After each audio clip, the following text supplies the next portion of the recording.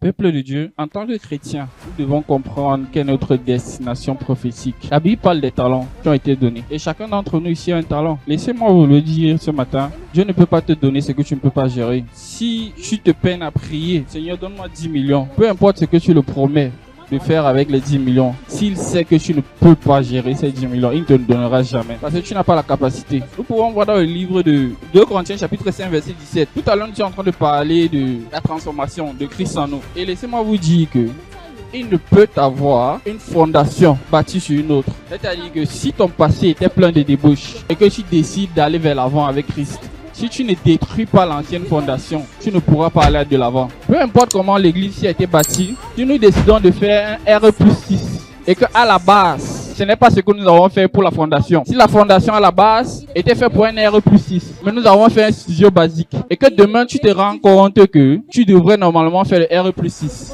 Ce qui serait nécessaire et idéal serait pour toi de détruire cette fondation et bâtir l'autre. La Bible dit dans 2 Corinthiens chapitre 5 verset 17 que si quelqu'un est en Christ, il est une nouvelle créature. Les choses anciennes sont passées. Voici toutes choses sont devenues nouvelles. Il ne peut pas avoir du nouveau quand l'ancien n'a pas été détruit. Tu ne peux pas mettre du nouveau vin dans l'ancien vin. Tu vas vider le vase avant de mettre le nouveau vin. Et j'aimerais aussi que nous sachions que la façon dont nous gérons ce que Dieu nous donne va déterminer notre accroissement. Nous allons voir dans l'histoire des talents, dans la parabole des talents, ceux à qui les talents avaient été donnés et qu'ils ont fait bon usage, quand ils sont revenus, ils ont été récompensés. Si Dieu t'accorde des finances dans un domaine particulier et que tu restes sur place, tu ne travailles pas, parce que l'accroissement ne viendra pas de Dieu, ça viendra des efforts que tu as fournis. Dieu ne peut que t'accorder de la percée dans ce que tu as déjà pu à travailler, sur ce qu'il t'a donné.